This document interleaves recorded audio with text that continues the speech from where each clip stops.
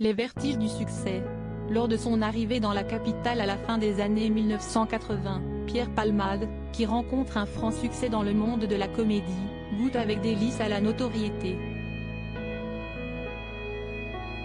Une gloire naissante qui va enivrer petit à petit celui qui a été mis en examen pour homicide et blessures involontaires par conducteur ayant fait usage de produits stupéfiants en état de récidive légale après son accident de voiture datant du 10 février dernier.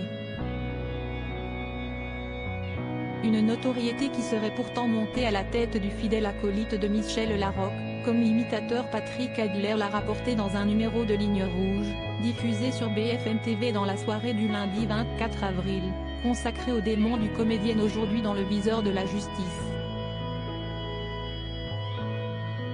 Auprès de nos confrères, Patrick Adler s'est ainsi souvenu d'un repas avec la vedette du triptyque théâtral Ils s'aiment, ils se sont aimés, ils se re-aiment qu'il avait particulièrement marqué à l'époque.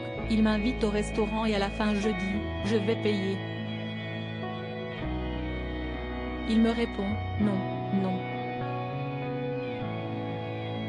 Puis, il aile le serveur et lui dit, amenez-moi l'addition et le livre d'or. Une scène qui a laissé pantois son interlocuteur. J'ai été soufflé, je me suis dit, mais quel panache, quelle audace, quelle arrogance.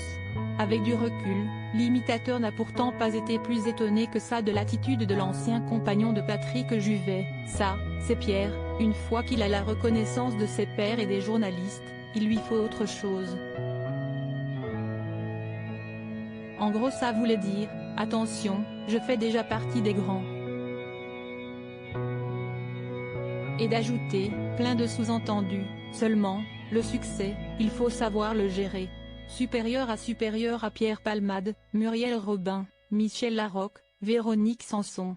Les femmes de sa vie. Pierre Palmade, le revers de la gloire à ses débuts. Pierre Palmade se prend volontiers au jeu des mondanités, et la ville lumière prend sous son aile ce garçon en quête de reconnaissance, à ses risques et périls. La nuit parisienne était accueillante pour les homos, et là je me suis éclaté, mais trop. J'ai découvert l'alcool et la drogue qui m'ont aidé à ne plus me juger mal, avait ainsi déclaré l'humoriste de 55 ans dans une interview accordée à I24 il y a quelques années. Article écrit en collaboration avec 6 médias Crédit Photo, Coadic Y.